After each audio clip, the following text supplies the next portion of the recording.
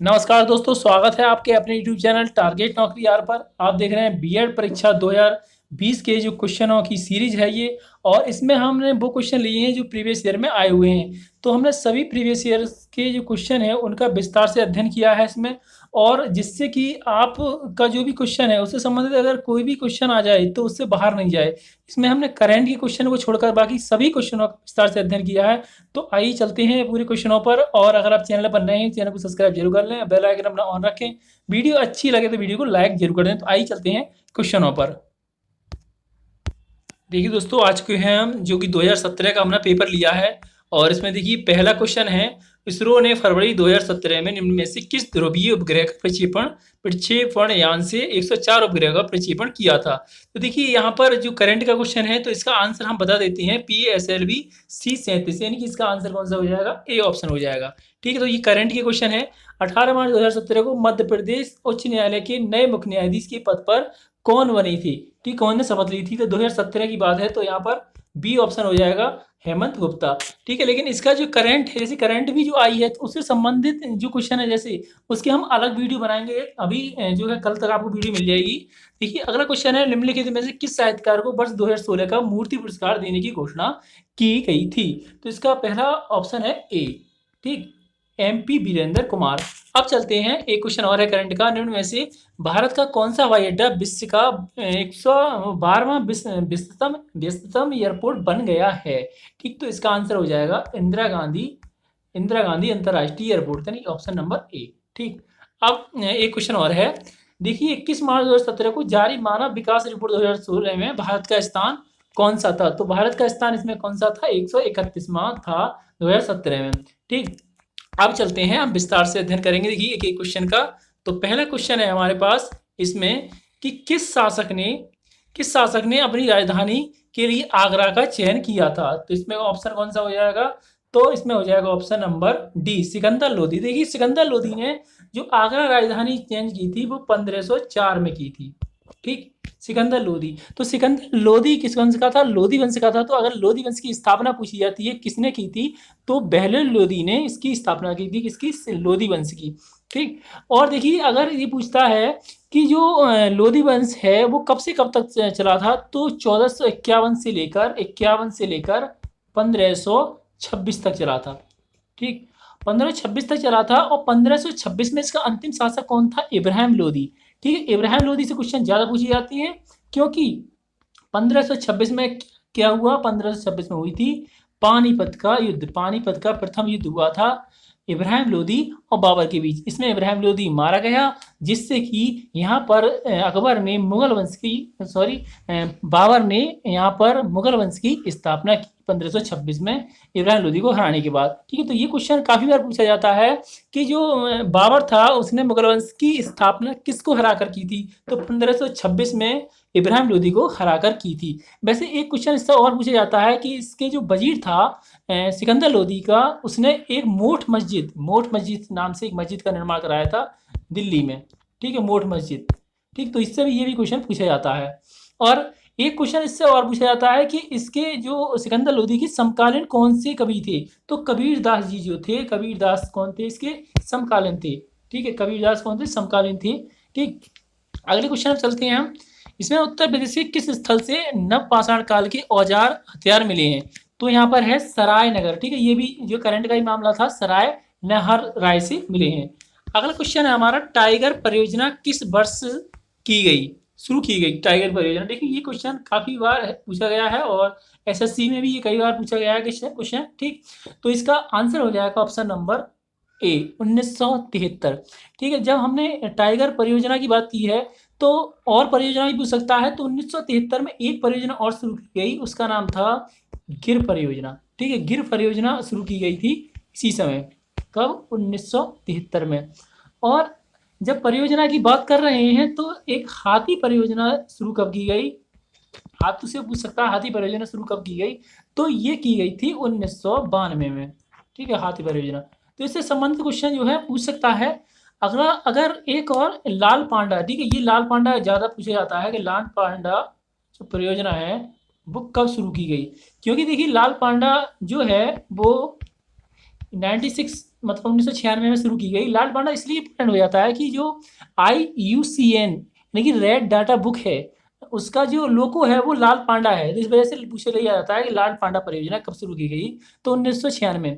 IUCN यानी कि IUCN, ठीक है। ये क्या है, ये प्रजाति होती है, अलग प्रजाति या संकटग्रस्त प्रजाति, इसका डाटा देता है IUCN। इसकी फुल फॉर्म होती है international union for conservation of nature, ठीक, इसकी फुल फॉर्म होती है ये। अगला क्वेश्चन है हमारा कि कंप्यूटर सिस्टम हार्डवेयर द्वारा व्यवस्थित निरंतर महंगा और अपेक्षाकृत छोटा संग्रह को छोटा संग्रह रूप क्या है, यानी कि सबसे छोटा संग्रह कौन सा है और जो मतलब इसमें ज़्यादा मेमोरी आती है, तो इसका आंसर हो जाएगा ऑप्शन नंबर सी, यानी कि कैसे जो है इसका आंसर हो जाएगा सी।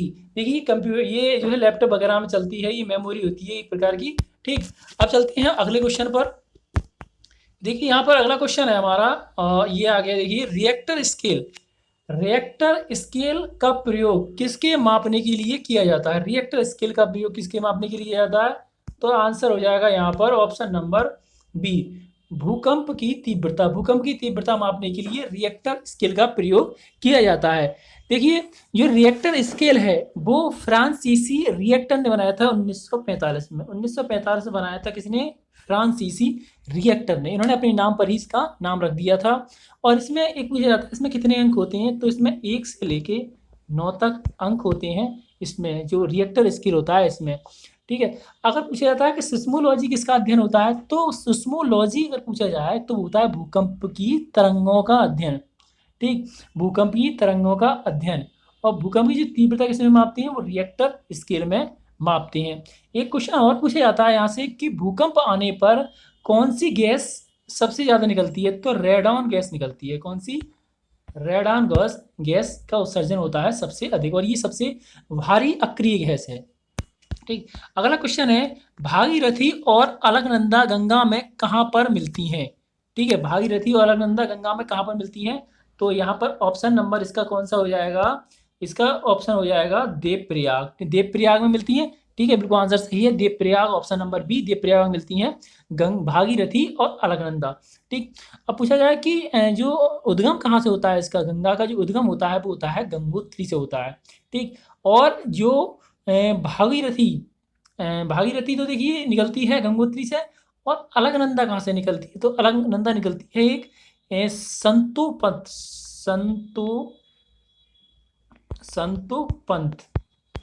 एक संतोपंथ हिमानी की वहाँ से निकलती है, ये एक पहाड़ी है वहाँ से निकलती है अलकनंदा, ठीक। और जो भागीरथी है वो गंगोत्री से निकलती है, गंगोत्री जो हिमनद है गोमुख से वहाँ से निकलती है। ये दोनों जब मिल जाती हैं दीपप्रयाग में जाकर, तो ये क्या बनाती हैं, गंगा बनाती हैं, ठीक। अब गंगा की पूछा जाता है, गंगा उत्तर प्रदेश की नहीं भारत की सबसे बड़ी नदी है, इसकी लगभग 2525 के करीब इसकी लंबाई है, और गंगा की सबसे बड़ी सहायक नदी पूछी जाती है, ठीक है, तो ये भी पूछ लिया जाता है सहायक नदी कौन सी है, तो सहायक नदी यमुना है, ठीक है, यमुना नदी है जिसे जमुना भी कहते हैं, ठीक। अब देखिए गंगा की सबसे बड़ी सहायक नदी तो हो गई यमुना, लेकिन बांग्लादेश में जब गंगा पहुंचती है तो उसका नाम बदल जाता है, उसका नाम क्या हो जाता है कि बांग्लादेश में पहुंचने के बाद पद्मा नाम हो जाता है गंगा का, जब ब्रह्मपुत्र में पहुंचती है, जो बांग्लादेश में पहुंचती है तब। लेकिन जब पद्मा में जो ब्रह्मपुत्र मिल जाती है, पद्मा में जब इधर से आकर ब्रह्मपुत्र मिल जाती है, ब्रह्मपुत्र जो नदी है वो मिल जाती है, तब ये इनकी जो संयुक्त धारा है उसे कहते हैं हम जमुना, उसे क्या कहते हैं हम, जमुना कहते हैं, ठीक। अगला क्वेश्चन है किस रोग का पूरी तरह उन्मूलन कर दिया गया है, किस रोग का पूरी तरीके से उन्मूलन कर दिया गया है, तो यहाँ पर इसका आंसर हो जाएगा ऑप्शन नंबर बी, चेचक का पूरी तरह से क्या कर दिया गया है, उन्मूलन कर दिया गया है। देखिए जो टीबी का भी उन्मूलन कर रहे हैं, और टीबी का 2025 तक खत्म करने की बात की गई है, जिसे कि ट्यूबरकुलोसिस कहते हैं, ठीक। और अगला क्वेश्चन है हमारा कि मानस पशु विहार किस राज्य में स्थित है, मानस पशु विहार किस राज्य में स्थित है, तो यहाँ ऑप्शन हो जाएगा ऑप्शन नंबर बी, यानी कि असम में स्थित है, ठीक है। मानस पशु विहार पूछ लिया है तो और भी पूछ सकते हैं, ठीक। और ये असम में है, मानस एक और है असम में काजीरंगा, देखिए असम का ये पूछा जाता है काजीरंगा राष्ट्रीय उद्यान है, ये काजीरंगा प्रसिद्ध है, इसमें एक सींग वाला गैंडा, एक सींग वाला गैंडा पाया जाता है, इसलिए ये प्रसिद्ध है। अगला एक जेम्स कॉर्बेट पार्क पूछा जाता है, जो कि कहाँ पर है, उत्तराखंड में है, जेम्स कॉर्बेट नेशनल पार्क। ठीक है, ये जो है पूछा जाता है, ये कहाँ पर है, उत्तराखंड में, यानी कि यूके में स्थित है। और देख लेते हैं एक केवला, ठीक है, केवला द्वीप, केवला राष्ट्रीय उद्यान है, वो राजस्थान में है। और पूछ लिया सुंदरवन कहाँ पर है, तो सुंदरवन राष्ट्रीय उद्यान ये है, वो कहाँ पर है, वो पश्चिम बंगाल में स्थित है। ठीक, और एक और है जो कि इम्पोर्टेंट है, वो देख लेते हैं। एक बांदीपुर ज़्यादा पूछा जाता है, ठीक है, बांदीपुर राष्ट्रीय उद्यान ये कहाँ पर है, तो ये कर्नाटक में है। और अगला एक पूछा जाता है दाची ग्राम, जो कि जम्मू कश्मीर में है, दाची ग्राम जो कि जम्मू में है, वो काफ़ी बार पूछा जाता है। और उत्तर प्रदेश में जब हम पेपर उत्तर प्रदेश का दे रहे हैं, तो उत्तर प्रदेश की दुगदुबा राष्ट्रीय पार्क और नवाबगंज है ये, और एक सुल्तानपुर है। ठीक है, ये 3 है जो कि उत्तर प्रदेश के हैं, जो कि पूछ सकते हैं। ठीक है, एक गुजरात का पूछ लिया जाता है गिर राष्ट्रीय उद्यान, कौन सा, गिर राष्ट्रीय उद्यान। ठीक, अगला चलते हैं, बाजार विनिमय प्रणाली आरंभ की थी, किसने प्रणाली शुरू की थी, बाजार विनियमन प्रणाली आरंभ की थी, तो इसका आंसर हो जाएगा option number C, Alauddin Khilji द्वारा बाजार विनिमय प्रणाली आरंभ की गई थी। देखिए अलाउद्दीन खिलजी जो है बाजार प्रणाली के लिए बहुत ही जाना जाता था, और इसके समय में जो बाजार का जो सिस्टम था बिल्कुल सही था, ना कोई ज़्यादा तोलता ना कम, बिल्कुल बराबर तोलता था, कोई भी अगर लेन देन की बात होती तो। देखिए अलाउद्दीन खिलजी ने एक चीज़ और शुरू की थी, घोड़े दागने की प्रथा। ये पूछा जाता है कि घोड़े दागने की प्रथा किसने की शुरू की थी, घोड़े दागने की प्रथा किसने शुरू की थी, तो ये अलाउद्दीन खिलजी के द्वारा शुरू की गई। इसका एक सेनापति था मलिक काफूर। ये काफ़ी बार पूछा जाता है कि मलिक काफूर किसका सेनापति था, जिसे कि कोहिनूर हीरा मिला था मलिक काफूर को। ठीक है, तो ये पूछ लिया जाता है। और इसने अलाई दरवाज़ा क्या क्या बनवाया था, इसने बनाया था अलाई दरवाज़ा, ये बनाया था अलाई दरवाज़ा। ठीक है, और बनाया था इसने अलाई दरवाज़ा, हौज खाज, और एक सीरी किला बनवाया था। ठीक, इसने एक बार क्या हुआ कि इसने जो चित्तौड़ के राजा थे रतन सिंह, उनकी पत्नी थी पद्मिनी। ठीक है, तो उन पर इन्होंने इसने शादी करने के लिए उस पर आक्रमण किया था चित्तौड़ पर। ठीक है, तो यहाँ पर ये काफ़ी चर्चित, इसकी फिल्म भी, मूवी भी बनी है इसके ऊपर। ठीक है, पद्मिनी और अलाउद्दीन खिलजी की भी। ठीक है, तो उसको देख सकते हैं आप। और देखिए इसके समय में एक व्यक्ति था अमीर खुसरो, कौन था, अमीर खुसरो। अमीर खुसरो जो कि अलाउद्दीन की समय था, इसने तबला का निर्माण किया था, तबला। ठीक है, तबला और सितार का आविष्कारक मानते हैं अमीर खुसरो को। ठीक है, नेक्स्ट क्वेश्चन है हमारा, मुगल सम्राटों में स्वयं ने आत्मकथा लिखी है, यानी कि कौन से मुगल सम्राट हैं जिन्होंने अपनी स्वयं की आत्मकथा लिखी है, तो यहाँ पर आंसर होने वाला है ऑप्शन नंबर बी, बाबर और जहांगीर। बाबर और जहांगीर के द्वारा जो है अपनी आत्मकथा लिखी गई थी। बाबर ने तजुक बाबरी लिखी थी, और जहांगीर ने लिखी थी तजुक ए जहांगीरी। ठीक है, तो दोनों ने इन्होंने स्वयं अपनी आत्मकथा लिखी है। अब जैसे कि और मुगल वंश के शासक हैं, जैसे कि हुमायूं, अगर बाबर की बात, कौन था, हुमायूं। तो हुमायूं की जो हुमायूं नामा है वो किसने लिखी थी, गुलबदन बेगम, गुलबदन बेगम के द्वारा लिखी गई थी, जो कि हुमायूं की सौतेली बहन थी ये। ठीक है, और एक पूछा था अकबरनामा किसने की लिखी थी, जब हुमायूं की बात कौन आया था, अकबर आया था, तो अकबरनामा लिखी थी अब्दुल फजल ने। ठीक है, अब्दुल फजल के द्वारा लिखी गई थी अकबरनामा, जिसे कि आईने अकबरी भी कहते हैं। नेक्स्ट क्वेश्चन है हमारा कि किस भारतीय राज्य पर कब्जा करने के लिए राज्य हड़प नीति नहीं अपनाई गई, यानी कि इसमें कौन सा राज्य ऐसा है जिस पर राज्य हड़प नीति नहीं अपनाई गई, तो पहला ऑप्शन है संतरा, नागपुर, झांसी, पंजाब। तो इसका आंसर कौन सा होने वाला है, तो यहाँ पर इसका जो आंसर होगा वो होगा, देखिए यहाँ जो झांसी है वहाँ भी वो भी राज्य हड़प नीति के तहत अपना ली गई, संतरा भी अपना लिया गया, नागपुर भी राज्य हड़प नीति की तरह हड़प लिया गया, लेकिन इसका आंसर हो जाएगा ऑप्शन नंबर डी। तो यहाँ पर जो है पंजाब को नहीं हड़पा गया राज्य हड़प नीति के तहत।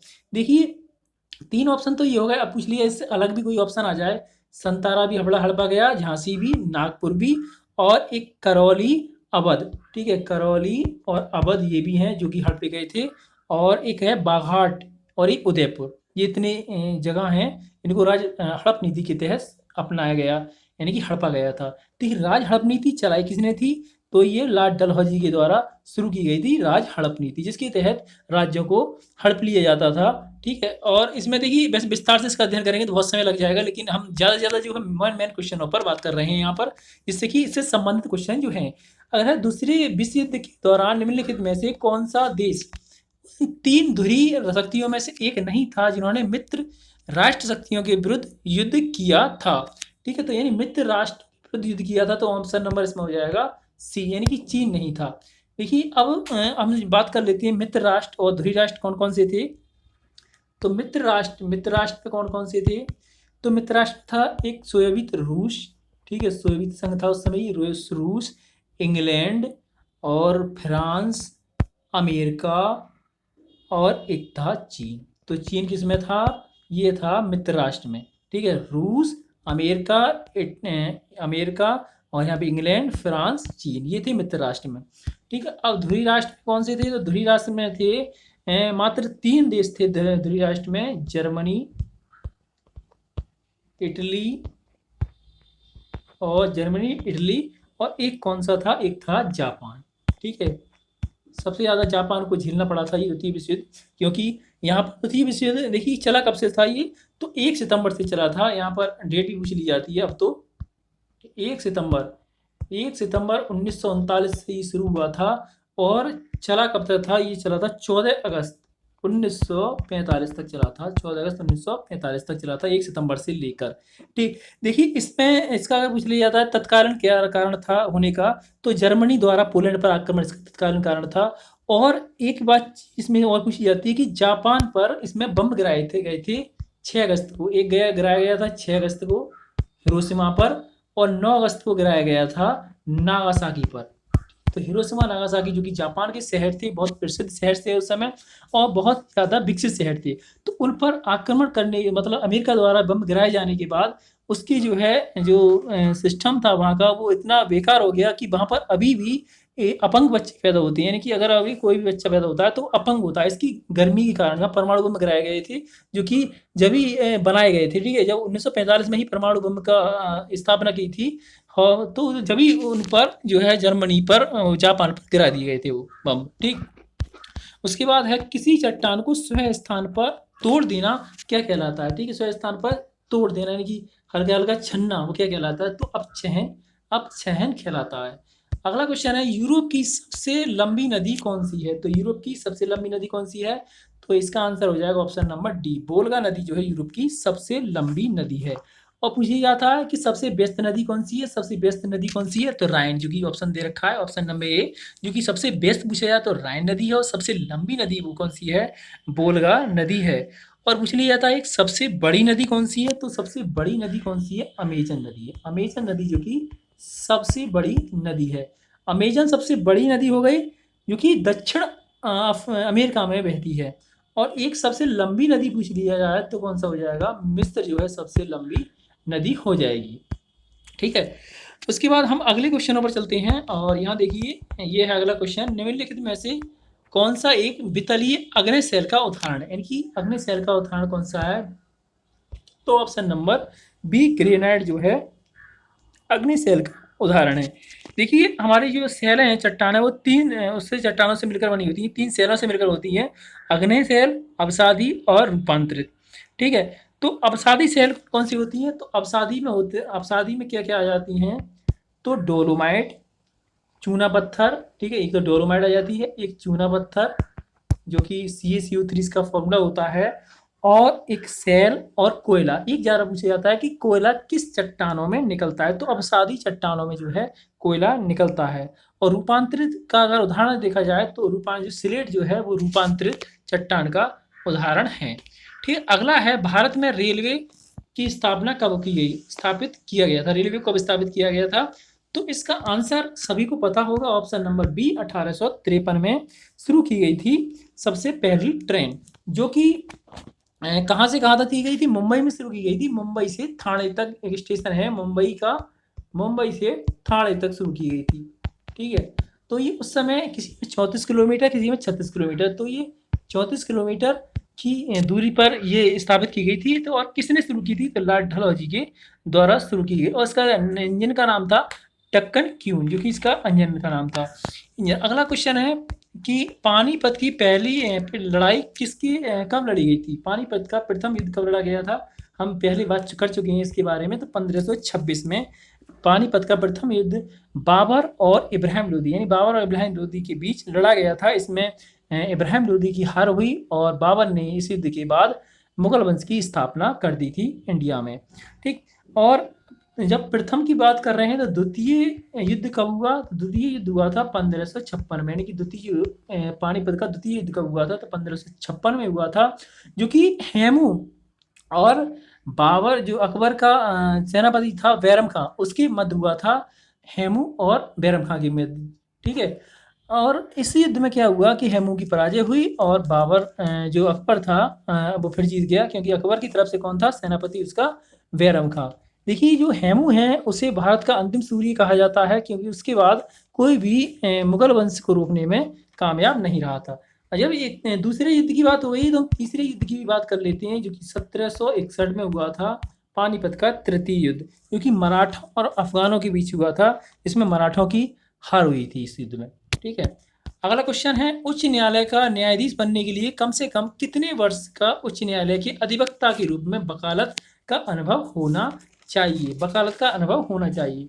तो इसका आंसर हो जाएगा ऑप्शन नंबर बी, यानी कि 10 वर्ष का होना चाहिए। 10 वर्ष तक तो अधिवक्ता के रूप में वकालत का अनुभव होना चाहिए। और अगर देखिए, अगर कोई वो जो न्यायाधीश बनने के लिए अगर वो किसी अदालत में न्यायाधीश है तो लगभग 5 साल का, यानी कि 5 साल तक वो किसी भी अदालत में न्यायाधीश हो तो वो बन सकता है, लेकिन न्यायाधीश बन सकता है, उच्चतम न्यायालय का न्यायाधीश बन सकता है। लेकिन अधिवक्ता उसे 10 साल तक होना चाहिए, तब उसकी ये मतलब ये जो चीज़ है 10 वर्ष और 5 वर्ष, ये योग्यता पाती है, यानी कि जो उच्च न्यायालय के जो न्यायाधीश है उसकी उस न्यायालय की न्यायाधीश की योग्यता पर ये चीज़ आती है, मतलब दे रखी है उसमें। ठीक है, और एक चीज़ होती है योग्यता में, जैसे भारत का नागरिक हो, और एक एक अगर राष्ट्रपति की निगाह में, अगर राष्ट्रपति की दृष्टि में कोई विधि का विद्वान है तो राष्ट्रपति उसको भी बना सकता है मुख्य न्यायाधीश। वैसे जो मुख्य न्यायाधीश है वो उसको चुनता कौन है? वो राष्ट्रपति के द्वारा उसे शपथ दिलाई जाती है और राष्ट्रपति के द्वारा ही से चुना जाता है।